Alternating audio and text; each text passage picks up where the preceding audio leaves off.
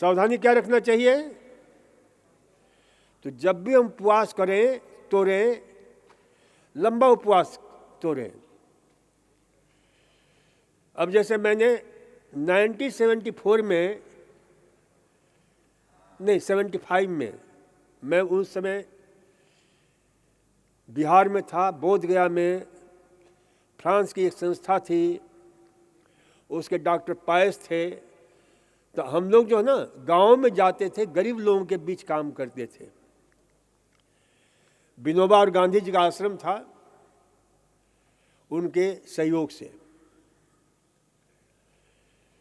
तो मैंने उन दिनों सोचा कि भाई मैं उपवास कराऊंगा लोगों को थोड़ा सा, क्योंकि जो बेचारे गांव के लोग थे उनको तो उपवास करने की जरूरत ही नहीं थी। वो बेचारे गरीब थे, वो तो हमेशा उपवास में ही जीते थे। लेकिन जो है, मैंने कहा भविष्य में उपवास करना पड़ेगा। तो मैंने कहा कि 9 दिन का हमने सिर्फ पानी पर उपवास किया। और मेरा उस समय वजन भी बहुत कम था, 44-45 किलो था, 42 से 45 किलो के बीच में। फिर भी हमने पानी पर उपवास किया कि मैं जानूं तो सही कि भाई क्या प्रभाव होगा, कैसे रोगियों को अनुभव होता है। तो 9 दिन का हमने उपवास किया, पानी पर रहे खूब जोर से। 9 दिन के बाद बड़ी प्यारी भूख लगी, इतनी अच्छी जो है। फिर मुझे मालूम था कि उपवास तोड़ने में सावधानी रखनी चाहिए। तो सबसे अच्छा जो है ना, जल्दी पचने वाला सुपाच्य जो है आहार लेना चाहिए। तो दुनिया का सबसे सुपाच्य आहार होता है 2 चीजें। एक तो संतरे का रस, जिसका डाइजेशन पीरियड होता है मात्र 1.5 घंटा, और दूसरा है पपीता।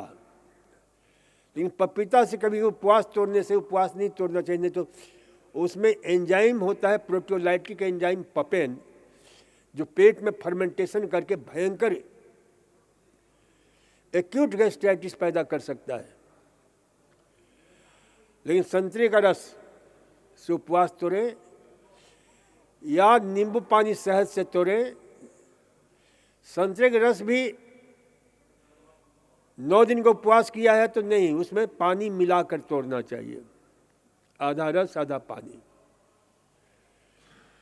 तो उसे मिलाकर लेना चाहिए। और हर एक 3-3 घंटे के बाद फिर 1 गिलास संतरे का रस दूसरे दिन शुरू करें, फिर उबली सब्जी, फिर दलिया या रोटी की पपड़ी, और फिर इसके बाद धीरे धीरे अपने सामान्य आहार पर आना चाहिए।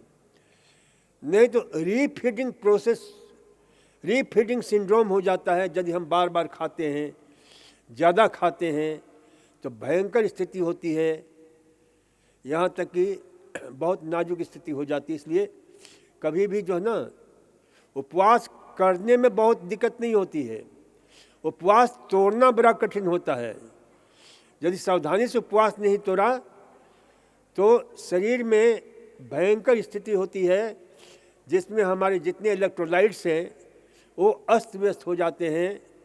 मैग्नीशियम है, पोटेशियम है, सोडियम है। इससे क्या होता है, इंट्रासेलुलर उनकी मात्रा बढ़ जाती है, और एक्स्ट्रा सेलुलर जो है ना लेवल उसका बहुत कम हो जाता है। और जैसे शरीर में ऐंठन है, कभी कभी यानी इतनी भयंकर स्थिति पैदा हो जाती है कि बड़ा क्रिटिकल होता है। तो इसलिए कृपया बहुत सावधानी से उपवास तोड़ना चाहिए, थोड़ा थोड़ा करते हुए फिर अपने सामान्य भोजन पर आना चाहिए। जो लंबा उपवास किया है तो, और 1 दिन का किया है तो ठीक है, कोई दिक्कत नहीं है। अब जैसे एक उदाहरण देख लो, करवा चौथ का उपवास करते हैं ना माताएं। अब करवा चौथ का उपवास करती हैं, बड़ी विचित्र उपवास करती हैं। एक तो कई जगह क्या होता है करवा चौथ में कि पानी भी नहीं पीती हैं वो, लेकिन सुबह उठ करके 3-4 बजे खा लेती हैं, जिसको क्या बोलते हैं, सरगई है। और दिन भर पानी भी नहीं पिएंगी, और दिन भर खाना बनाने में बीतता है, और शाम को जहाँ चांद दिखाने की भकोसना शुरू कर देती हैं। और फिर उसका परिणाम क्या होता है? Gastric trouble, acidity. अरे भाई, तुम कर रही हो तो अपने पति के, प्रियतम के स्वास्थ्य के लिए कर रही हो। लेकिन जो है ना, वो चांद दिखा तो फिर क्या लेना चाहिए? मौसमी का रस ले लो ना। दिन भर भूखी हो, मौसमी का रस 1 गिलास ले लो, और दूसरे दिन से ठीक है, अपना खाओ जो भी है। ये जो है ना, पुआ पकौड़ी कचौड़ी जो बनाकर खा लेते हैं ना, ये गड़बड़ करते हैं। तो इसे हमें ध्यान में रखना चाहिए कि भाई बहुत सावधानी के साथ। और पानी अवश्य पियो। करवा चौथ के दिन पानी अवश्य पियो। मैंने बताया कि शरीर से विकार निकालने में पानी का बहुत बड़ा स्थान है। जल सेवन अवश्य करो ताकि शरीर से परिशोधन होता रहे। तो ये उपवास जो है ना, सही तरीके से जो ना, इस प्रकार से करना चाहिए। हमने लोगों को मैक्सिमम कितने दिन का उपवास कराया है, कई बार बताया है। यहीं पर मॉरिशस के एक नौजवान को 50 दिन का उपवास कराया हमने, सिर्फ पानी के ऊपर। 20 दिन 25 दिन तो प्राय मैं करवाता ही था पहले, इसके पहले।